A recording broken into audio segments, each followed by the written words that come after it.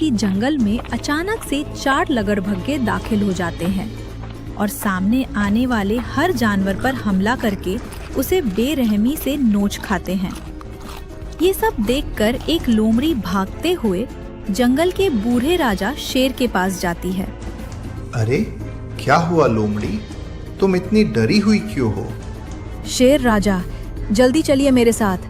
हमारे जंगल में बहुत सारे लगड़भग्गे घुस गए हैं जो कि सामने आने वाले हर जानवर का बेरहमी से शिकार कर रहे हैं। क्या? अभी जाकर मैं उन सब लगड़भग्गों को भगाता हूँ। ये सब बोलने के बाद बूढ़ा शेर लोमड़ी के साथ उन लगड़भग्गों से लड़ने को रवाना हो जाता है। इतने में रास्ते में ही अचानक से चारों लगड़भग्गे बूढ़े शेर के सामने आ जाते हैं। अरे वाह, तुम सब तो खुद ही मेरे पास आ गए। मैं अभी तुम लोगों को ही जान से मारने के लिए आ रहा था। भला तुम जैसा बूढ़ा शेर अकेले ही इतने सारे लगड़भग्गों से कैसे मुकाबला करेगा? मेरे बुढ़ापे पर जाने की गलती भी ना करना। मैं तुम्हें मौका दे रहा हूँ।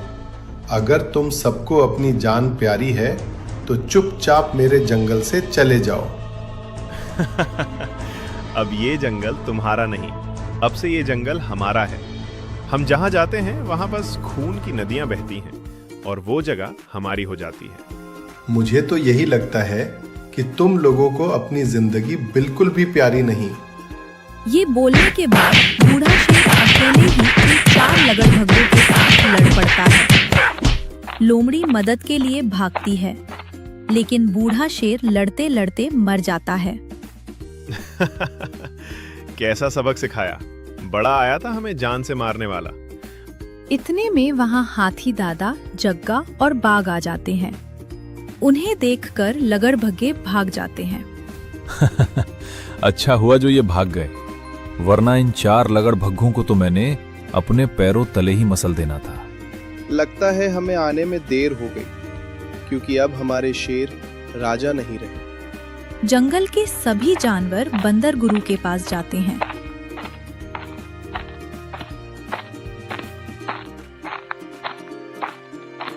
गुरुजी, अब आप ही बताएं कि आगे हम क्या करें। उन लगड़भग्गों ने तो हमारे शेर राजा को जान से ही मार दिया। हाथी, मैं समझ सकता हूं कि तुम सब पर क्या बीत रही है। हमारे राजा बूढ़े होने के बावजूद बहादुरी से लड़े। हाँ गुरुजी, लेकिन अब उन लगड़भग्गों को पता है कि हमारा कोई राजा नहीं, वे फिर हमला करेंगे। ठीक कहा, हमें जल्द ही नया राजा चुनना होगा। वो एक बड़ा शिकारी होना चाहिए। इस वक्त बस 2 ही दावेदार हैं, जग्गा और बाघ। जाओ, उन्हें बुला ला। दूसरी तरफ एक गांव में रामू नाम का आदमी रहता था, जिसकी गाय बिना बच्चे के भी बहुत दूध देती थी। उसका दोस्त हरिया उसके पास आता है। अरे रामू भाई, कैसे हो? मैं ठीक हूँ हरिया भाई, तुम कैसे हो? अरे मैं तो बिल्कुल ठीक हूँ। रामू भाई, ये तो बताओ कि ये इतना सारा दूध कहाँ से आया? अरे ये तो मेरी इस गाय का दूध है। ये रोज इतना ज्यादा दूध देती है कि आधे से ज्यादा तो मैं गांव वालों को ही बेच देता हूँ। अरे वाह, ये तो अकेले ही 4-5 गायों जितना दूध देती है। ये तो मुझे कोई बहुत खास गाय लगती है। हाँ भाई हरिया, और तुम्हें एक और खासियत बताऊं? देखो, किसी को बताना मत। मेरी गाय दूध तो बहुत देती है, लेकिन इसे अभी तक एक भी बच्चा नहीं हुआ। क्या? ये कैसे हो सकता है? तुम मुझसे झूठ बोल रहे हो क्या? अरे नहीं नहीं, भला मैं तुमसे झूठ क्यों बोलूंगा? अरे रामू, ये तो बहुत... भाई मैं क्या करूं? मैं एक ज्ञानी बाबा को जानता हूँ। वे बता सकते हैं कि ये गाय है भूत। और अगले ही दिन रामू और हरिया ज्ञानी बाबा की खोज में निकल जाता है। क्या आप ही वो मशहूर ज्ञानी बाबा हो? हाँ बोलो बच्चों, तुम्हें मुझसे क्या काम है? बाबा जी, ये मेरी गाय है। इसे बच्चा नहीं हुआ, फिर भी ये 5 गायों जितना दूध देती है। अरे ऐसा कैसे हो सकता है? मुझे तो लगता है तुम दोनों मुझे परेशान करने आए हो। नहीं बाबा जी, रामू सच बोल रहा है। अगर ये सच है तो ये कोई आम गाय नहीं, भूत प्रेत है। इसे किसी जंगल में छोड़ाओ, वरना ये इंसानों को नुकसान पहुंचाएगी। लेकिन बाबा जी, शिकारी जानवर इसे खा जाएंगे। अगर इसने किसी इंसान को नुकसान पहुंचाया तो जिम्मेदार तुम होगे। ठीक है बाबा जी, मैं वैसा ही करूंगा। और इधर जंगल में बूढ़ा शेर का मर जाने के बाद नया राजा बनाने का फैसला हो रहा था, जहां जग्गा और बाघ बंदर गुरु के सामने खड़े हैं। तुम दोनों में से राजा वही बनेगा जिसकी शादी पहले होगी। गुरुजी, ये नामुमकिन है। जंगल में मेरे अलावा कोई बाघ नहीं। और मैं भी इकलौता शेर हूं, भला मैं शादी कैसे करूं? ये तुम्हारा मसला है। जिसकी शादी पहले होगी वही राजा बनेगा। तभी लोमड़ी जग्गा के पास आती है और जग्गा से कहती है, जग्गा, क्यों ना तुम मुझसे शादी कर लो? वैसे भी तुम्हें कोई शेरनी नहीं मिलने वाली। क्या दिमाग ठीक है तुम्हारा? मैं तुम जैसी बेवकूफ लोमड़ी से शादी करूंगा? दफा हो जाओ यहाँ से। रामू और हरिया गाय को जंगल में छोड़कर चले जाते हैं। गाय अकेली खड़ी रो रही होती है। अरे, मेरा मालिक कितना बेवकूफ निकला। उस ढोंगी बाबा की बातों में आकर मुझे यहाँ अकेला छोड़ गया। तभी एक लकड़बग्घा वहाँ आता है। अरे वाह, इतनी बड़ी गाय! आज तुम्हारा शिकार करके मजा आ जाएगा। जैसे ही वह हमला करता है, बाघ आकर उसे मार देता है। तुम ठीक तो हो? तुम्हें कुछ हुआ तो नहीं ना? हाँ, लेकिन अब तुम मुझे मार दोगे क्योंकि तुम भी शिकारी हो। नहीं, मैं तुम्हें नहीं खाऊंगा। तुम यहाँ क्या कर रही हो? मेरे मालिक ने मुझे छोड़ दिया है। अब मेरा कोई घर नहीं। क्या तुम मुझे अपने साथ नहीं रख सकते? ये अच्छा मौका है। मैं इस गाय से शादी करके राजा बन सकता हूँ। मैं तुम्हें साथ रखूंगा, मगर तुम्हें मुझसे शादी करनी होगी। क्या? एक बाघ और गाय की शादी? अगर तुम मुझसे शादी कर लोगी तो तुम जंगल की रानी बनोगी और कोई तुम्हारा शिकार नहीं करेगा। ठीक है, मैं तैयार हूँ।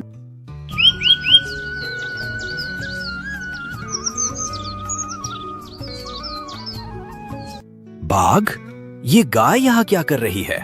गुरुजी, मैंने इसकी जान बचाई है और हम दोनों शादी करना चाहते हैं। गाय, क्या तुम्हारी इसमें मर्जी है?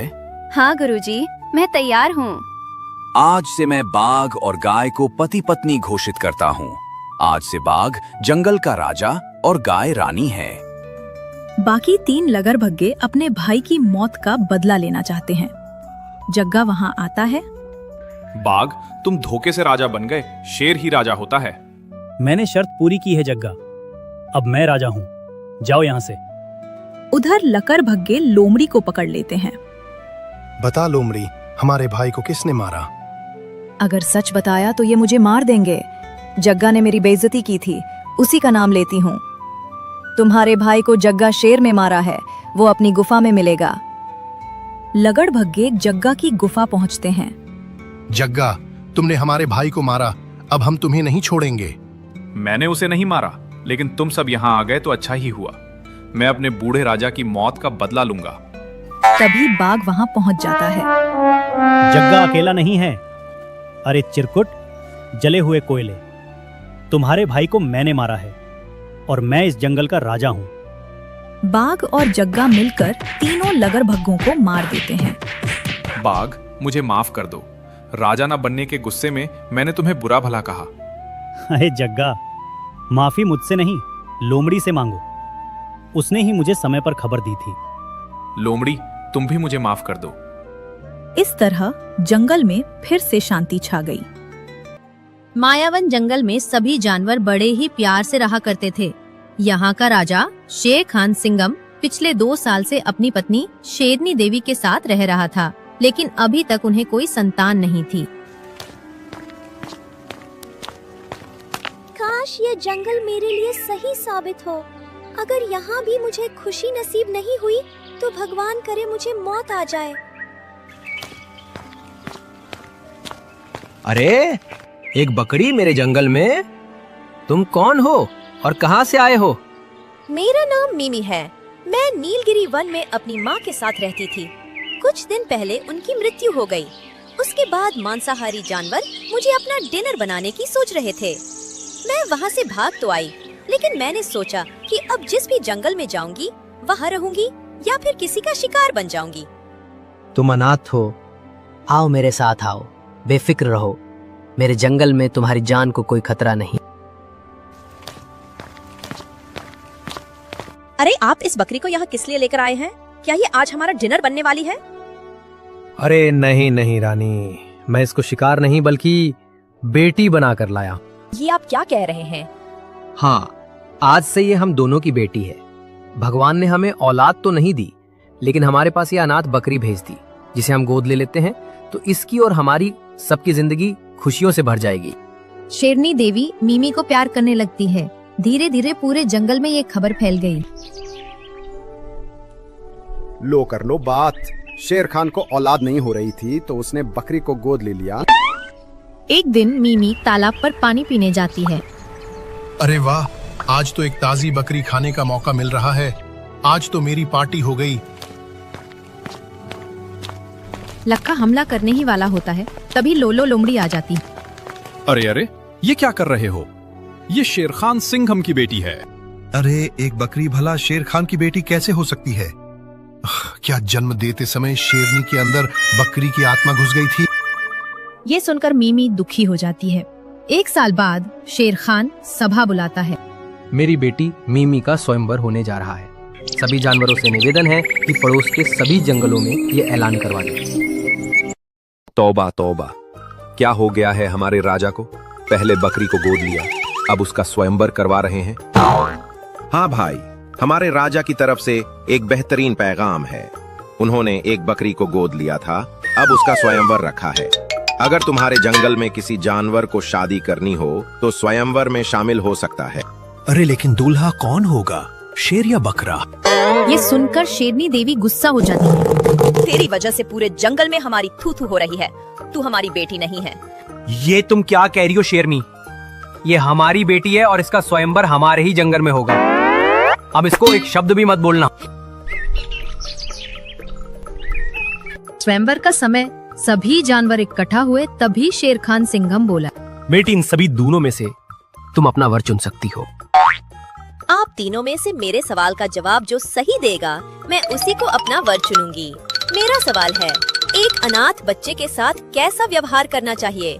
उसे अच्छा खाना देना चाहिए, उसे रहने के लिए अच्छी जगह देनी चाहिए। हमें उसको इतना प्यार करना चाहिए कि उसको अपने माँ बाप की याद ना आए, क्योंकि सिर्फ खाना मिलने से जिंदगी नहीं गुजारी जा सकती। जिंदगी में अपनों का होना भी बहुत जरूरी है।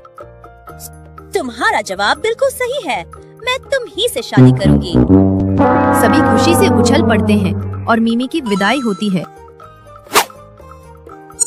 कुछ दिनों बाद शेरनी एक बच्चे को जन्म देती है। आप सभी लोग ये जरूर सोच रहे होंगे कि मैंने उस बकरी को गोद क्यों लिया था। 2 साल पहले जब मैं शिकार कर रहा था तो मैंने गलती से एक छोटी बकरी का शिकार कर लिया जो अपनी माँ की इकलौती बेटी थी। उसकी माँ ने मुझे श्राप दिया कि मैं कभी बाप नहीं बन पाऊंगा जब तक मैं प्रायश्चित न कर लूं। जब मुझे संतान नहीं हुई तो मैं समझ गया कि ये श्राप का असर है। तभी मुझे मिमी मिली और वो अनाथ थी। मैंने उसे अपनी बेटी की तरह पाला और उसका स्वयंवर रचाया। मुझे उम्मीद थी कि यही मेरे पाप का प्रायश्चित है और हुआ भी वैसा ही। सभी जानवर शेर खान की तारीफ करने